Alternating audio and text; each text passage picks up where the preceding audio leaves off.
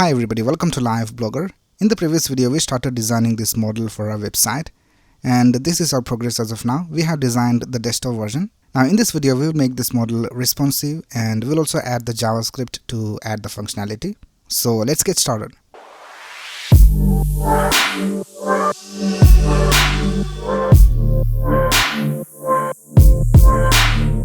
Alright, this is our source code.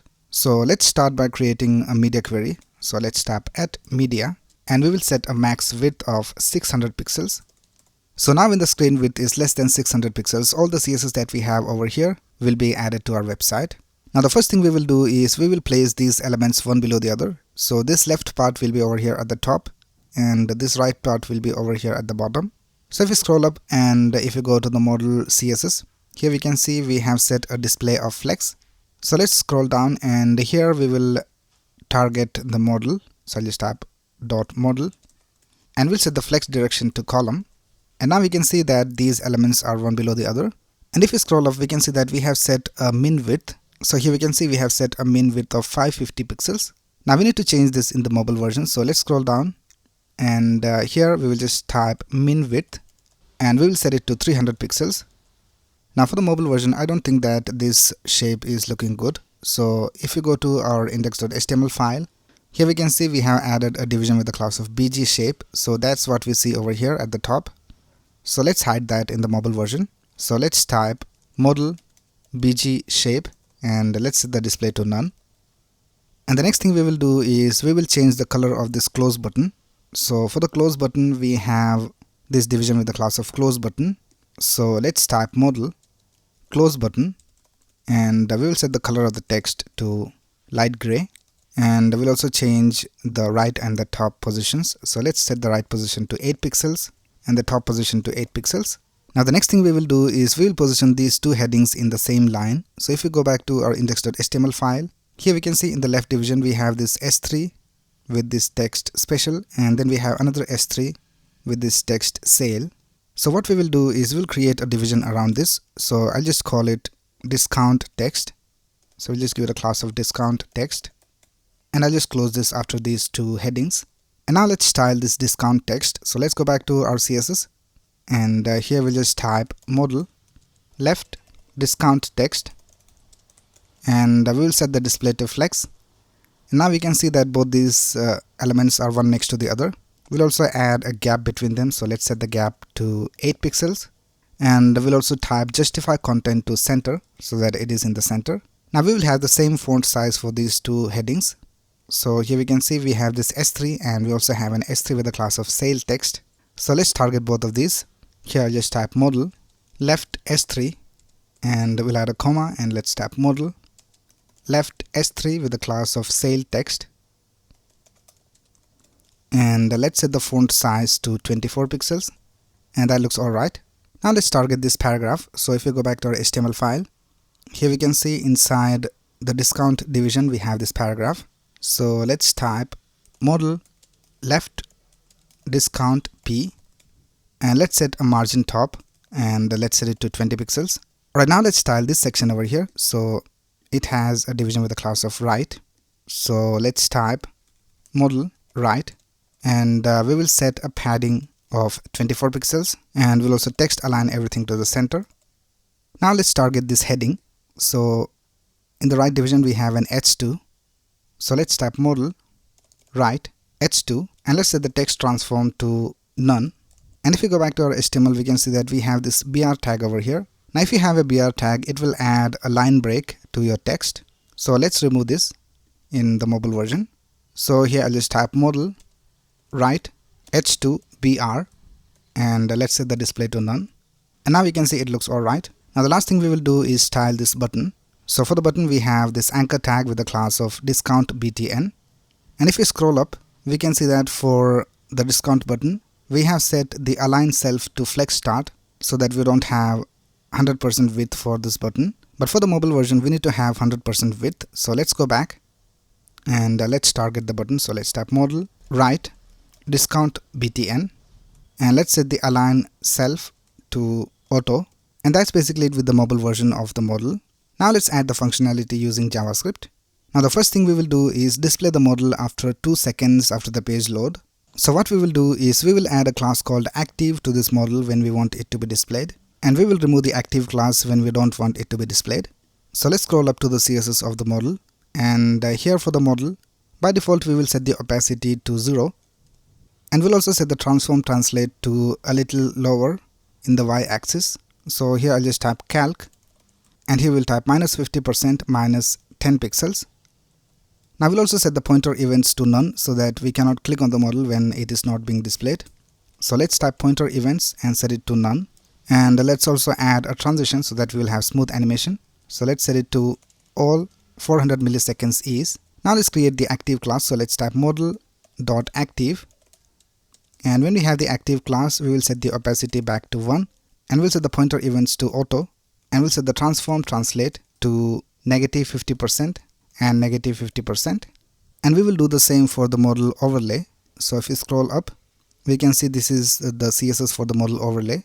So here we'll just type opacity and set it to 0. And here also we'll set the transition to all 400 milliseconds ease. And let's type model overlay dot active, and let's set it to opacity 1. Alright, now let's add the JavaScript. So if we go back to our index.html file, and if we scroll down, we can see that we have already linked our JavaScript file over here. Now in our JavaScript, we need to access some of these elements from the HTML. So we need to access the model because we need to add the active class. We also need to access the model overlay, and we also need to access the close button and also the discount button over here. So let's reference all of that in the JavaScript. So here I'll just type const model equals document.querySelector, and we have a division with the class of model. And let's type const model overlay equals document.querySelector model overlay, and then we have the close button. So let's type const close btn equals document.querySelector, and here we'll just type model close btn. And then we have the discount button. So let's type const discount btn equals document.querySelector model discount btn. Right, now let's create a function to display the model. So let's create a function called display model.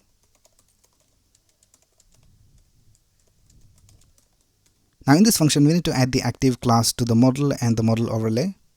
So let's type model.classList.add, and we'll set it to active, and we'll type model overlay.classList.add, and here we'll just type active. Now we need to display this model after 2 seconds after the page load. So let's create a set timeout, and for the timeout let's type 2000 for 2 seconds, and here we'll just call the function. So let's type display model, and now if you save this, we can see after 2 seconds we have the model displayed over here. Now the next thing we need to do is when we click on this close button or on this get discount button, we want this model to be hidden. So let's type close btn dot add event listener, and we will listen for the click event, and let's create an arrow function over here. And here we just need to remove the active class from these two elements. So let's type model.classList.remove active and model overlay.classList.remove active. And now we can see we have this model displayed over here. Let's click on the close button, and we can see that the model is hidden. And if I refresh this page, after 2 seconds we have the model displayed over here. We will add the same code to the discount button. So let's copy this and let's paste it down here, and I'll just change this to discount btn. Right, now the next thing we will do is create a cookie so that once this model is displayed, it should not be displayed for a specific amount of time. So for that, let's create a function, and I'll just call it create cookie. Now to create a cookie using JavaScript, you have to type document.cookie, and you have to set it to the cookie. So you have to type equals, and here you have to add the name of the cookie, and you need to add a key value pair. So let's name the cookie live blogger popup, and we'll set it equal to displayed. And then the next thing we will do is add the max age for the cookie. So I'll just create a variable for that. I'll just create a variable called max age, and we'll set it equal to this string semicolon max hyphen age equals, and here you have to add the max age of the cookie in seconds. For now, let's set it to 10 seconds. And we also need to add a path. So let's type let path equals, and here we'll just type semicolon, path equals /. Now you have to add these two text inside this cookie text over here. So let's type plus max age plus path. Alright, now the next thing we need to do is call this function create cookie. So we'll call it inside the display model function. So here, after adding the active class to this model and model overlay, let's call this function create cookie. So let's type create cookie. Right now let's save this, and here we'll just right click over here and click on inspect, and let's go to application, and if you go to cookies, here we can see that our cookie is displayed over here, and it will be active only for 10 seconds. So let me just refresh this page, and if you go over here to console, and here if you just type document.cookie, here we can see that the cookie is displayed over here, and if you wait for 10 seconds the cookie is not being displayed. Let's do it once more, and here we can see we have the cookie displayed, and after 10 seconds the cookie will be removed. Right now that we know that the cookie is working alright, let's add an if condition over here in the display model. So here we will check whether the cookie is already available. So let's type if, and we need to type document.cookie.index of, and here you have to add the name of the cookie. So our cookie name is live blogger popup. So let's type live blogger popup. Now if you don't have this cookie, then it will return -1. So let's type -1 over here, and let's add all this code inside this if condition. Now what will happen is that this display model function will check for this cookie, and if the cookie is not available, then the model will be displayed, and if the cookie is available, then it won't be displayed. And I'll just change the set timeout to 0 for testing it better. Now let's save this, and now we can see we have this pop-up displayed over here, and now if we refresh this page, the pop-up is not being displayed. But if we wait for 10 seconds, which is the max age that we set for the cookie, and now if we refresh this page, the cookie will be displayed, and if you refresh this page once again before 10 seconds, the cookie will not be displayed. So in this way you can go ahead and add any amount over here. So if you want to set a max age of 2 days, you can just look up for how many seconds are there in 2 days and just add the seconds over here. So that's how you create a model for your website using HTML, CSS and JavaScript using cookies, where you have a timer for your model. So I'll just change this timeout to 2000, which is 2 seconds. Alright, so that's basically it for this video. I will leave the link of the source code in the description of this video, so you can go ahead and check that out. And if you have any doubts, you can ask in the comments below. And if you like this video, please click on the like button and subscribe to this channel to get the latest video updates. Thanks a lot for watching. Have a nice day.